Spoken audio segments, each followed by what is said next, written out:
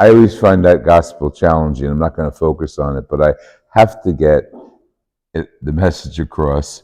Jesus predicted all these people will hate each other, mother-in-laws against daughter-in-laws and all that stuff. And I think some people, we don't take the scriptures biblically, scripturally, literally. We take them figuratively and understand the context always and the exegesis of the scriptures. Um, it comes across to people who hate their mother-in-laws. See, Jesus said I would hate my mother-in-law, or vice versa, daughter-in-laws hating their siblings or whatever. That division was given to us from Luke's interpretation of Jesus' predictions after the fact. And what was the fact? The fact that Israel had already been decimated. Jerusalem was being bombed, literally. And so Luke is saying, through Jesus, you got to stick to me, because you can't trust anyone who's not one of our spiritual families. Even your biological families, some of you will be Christian, and some of you will hand the Christians over to the torturers. That's basically, because that did happen eventually when the temple was destroyed, and of course all of Jerusalem was up in arms. But I want to focus on something in Paul's letter to the Romans today, and it is to do with eternal life. Okay, it's a word, it's a phrase that we weave into our feelings, our prayers all the time, and we focus on Jesus as being the part of the Trinity in eternal life. November is right around the corner. We're praying for deceased members of various families today.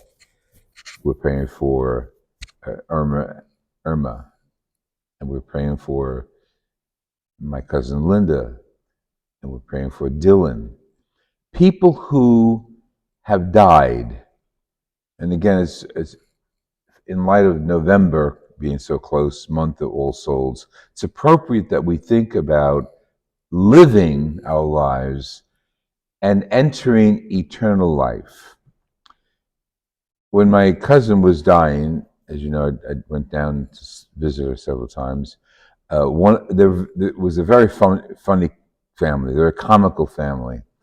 And Linda, the oldest daughter, was just as comical, even though she was the one who was near death. She was preparing the clothes she would wear in the coffin. So her sister brought some clothes over, and she chose yes, no, and so on. And the mother, Carmela, who's hysterical and 90 years old, she brings a pair of jellies, girls' slippers for the beach. And she says, how about these? These are always comfortable. And Linda's response from her deathbed, she's dying, but she had enough wherewithal to say, oh no, I'm not going to go into eternal life wearing jellies. I was on the floor. It was hysterical. But from then until now, with the scriptures and the other deaths that have intervened, entering eternal life, Linda made me think of it in a very different way. It's a next journey. It's a next step for us. This life, as much as we'd like it and care for it and participate in the concreteness of this life, we're going to end this life and we're going to enter eternal life, a whole nother kind of time and duration. See, we're in time. We measure things beginning and end. But the duration of eternal life is no beginning, no end. And we're going to be able to enter that through our faith in Jesus. We're going to be able to be part of that someday. Have no idea what it's like. I have no fantasies about what it's like. My hope is that we see each other that we loved physically on earth. Somehow, it's not going to be flesh and bones. It's not going to be eyes, unless God wills it. So, but that's my wish, my dream. But the concept of all of us being part of eternal life. So say we live this life 100 years, then this life ends. Then we enter eternal life. And I think that is fascinating to think about.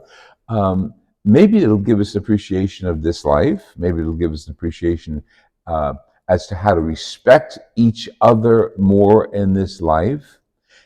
Maybe it'll give us a deeper spirituality between us and Jesus as we live our lives each day with Him. And Paul's letter, this letter to the Romans is just as helpful. He says, you know, part of you guys, he's talking to the Romans, live lawless lives. You were sinful, you're all this. And what did that get you? Nothing.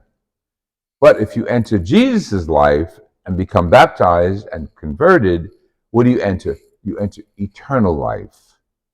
So that is inspired by Paul's teaching today. So live the quality of today, preparing for eternal life.